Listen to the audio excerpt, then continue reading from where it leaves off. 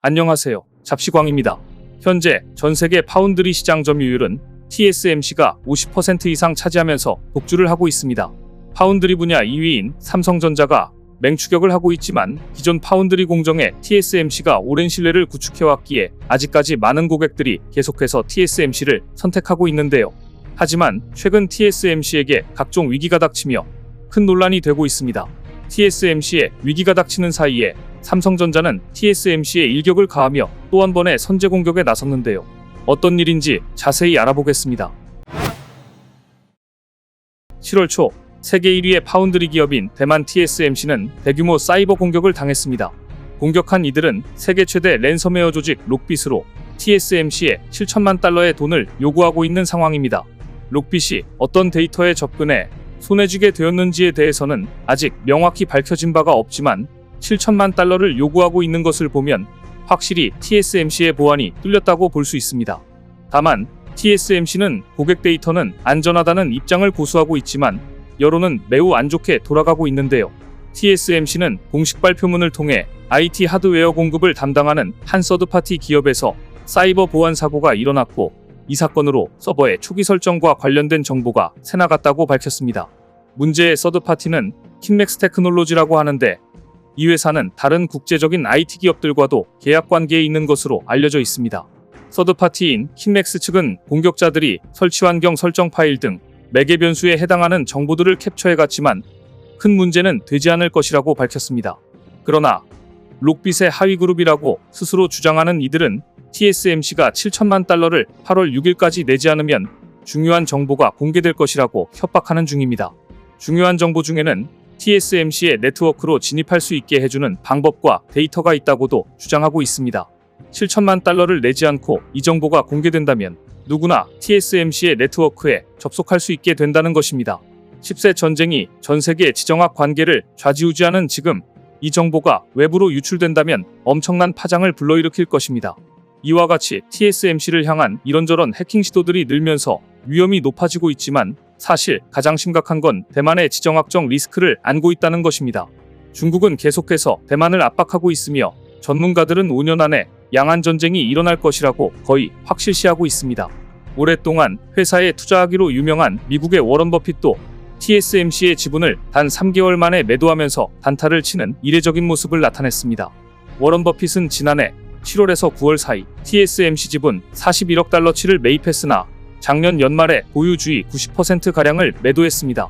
불과 한 분기 만에 약 5조 원가량의 단타를 친 것입니다. 버핏 회장은 인터뷰에서 TSMC는 경영이 우수한 회사라고 평하면서 하지만 급히 자본을 다른 곳에 투자할 곳을 찾았다고 밝혔습니다. 사실 그는 중국과 미국 대만이 대만 해협을 둘러싸고 군사적 충돌 가능성까지 나오는 등 대만의 지정학적 리스크가 커지자 투자금을 모두 뺀 것으로 분석되고 있습니다. 이런 움직임은 워런 버핏만이 아닙니다. 블랙록과 JP모건 등 다른 월가 금융회사들도 지난해 4분기에 대만 TSMC 주식을 대거 처분한 것으로 나타났습니다. 그리고 최근 TSMC의 최대 고객 중에 하나였던 엔비디아도 이러한 분위기를 감지하고 TSMC의 리스크 상황에 맞춰 공급처 다변화를 준비 중입니다. 최근 엔비디아가 삼성전자 파운드리 사업부에 AI용 GPU 위탁 생산 물량 일부를 의뢰하기 위해 협의를 진행 중인 것으로 알려졌습니다. 최선단 공정인 3나노를 기반으로 한 시제품 성능 검증을 비롯해 2.5D 패키징 등 후공정 기술이 엔비디아가 원하는 수준에 부합할 경우 일부 물량을 수주할 수 있을 것이라는 관측이 나오고 있는데요. 최신 공정인 3나노 공정의 수율이 아직 무르익지 않은 상황에서 수요는 폭증하고 있어 AI용 GPU가 벌써부터 병목 현상을 빚고 있기 때문입니다. 그리고 기존 위탁 생산사인 대만 TSMC만으로는 충분한 물량을 뽑아내기 어려울 뿐더러 TSMC에 여러가지 리스크가 생기면서 삼성전자를 제2 파트너로 삼을 가능성이 높습니다.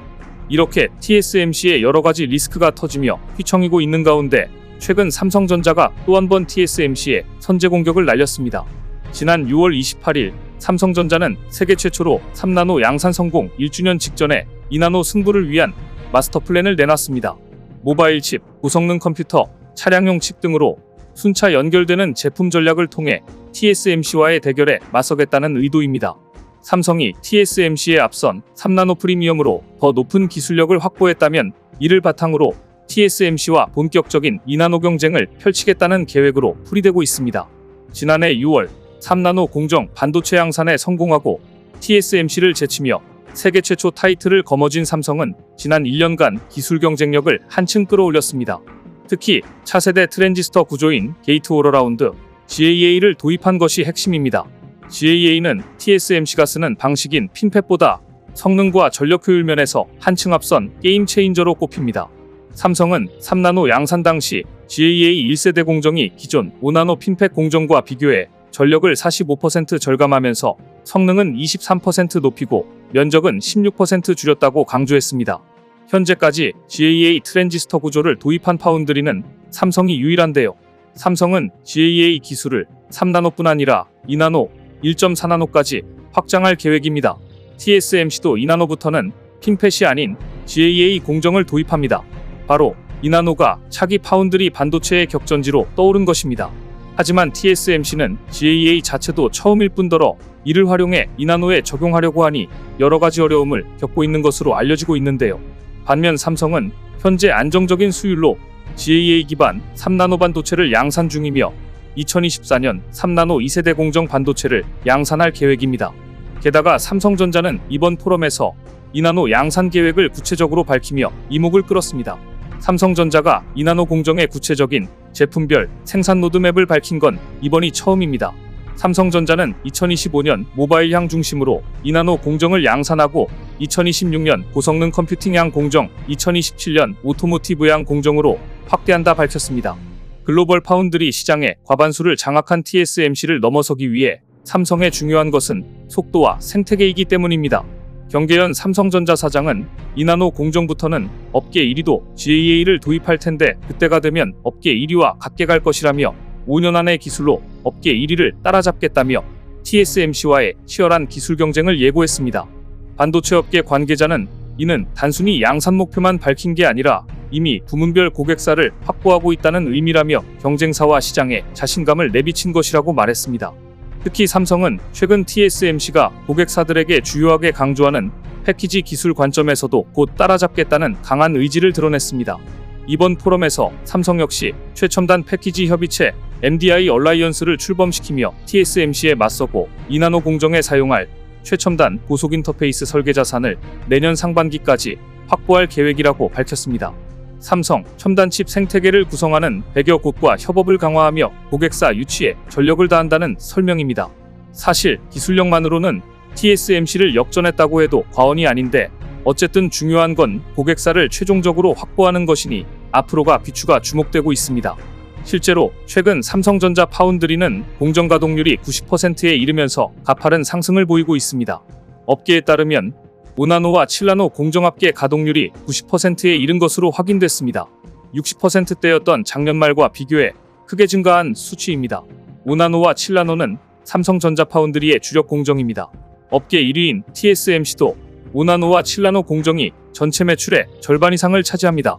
현재 가장 기술적으로 앞선 공정은 3나노지만 아직 수요가 한정적이므로 주력 공정에서 이러한 가동률을 보인다는 것은 크게 주목할 만한 부분입니다.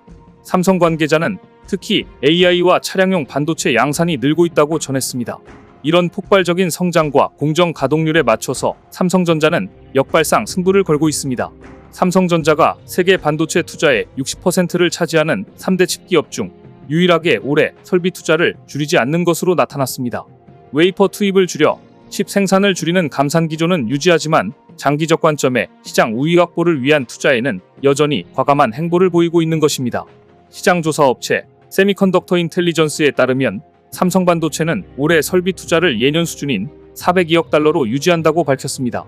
대부분의 글로벌 반도체 회사들이 약 20%가량 설비 투자를 줄이는 것과 대조적인데요. 같은 기간 SK하이닉스는 50%, 미국의 마이크론 테크놀로지는 42% 줄였고 대만의 TSMC도 올해 설비 투자에 320억 달러를 쓰긴 하지만 이는 지난해보다 12%가량 감소한 수치입니다.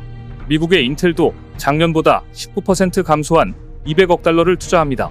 올해 삼성은 TSMC와 인텔을 포함한 톱3 기업 중에서 유일하게 투자 금액을 줄이지 않았다는 점에서도 이례적이지만 그 규모가 400억 달러를 넘으며 압도적이란 점이 주목됩니다. 이 같은 삼성의 투자는 세계 IT 불경기 시기에 나타나는 것이라 업계의 관심을 끌어모읍니다. 침체가 깊어진 위기에도 삼성은 강력한 투자를 통한 시장 경쟁력 확보에 주력하며 경기 회복기가 찾아올 때 최정상 기업으로 도약할 수 있다는 초격차 전략을 보여주며 기대를 모으고 있습니다. 오늘 준비한 소식은 여기까지입니다. 댓글을 통한 여러분들의 많은 의견 기다리겠습니다. 시청해주셔서 감사합니다.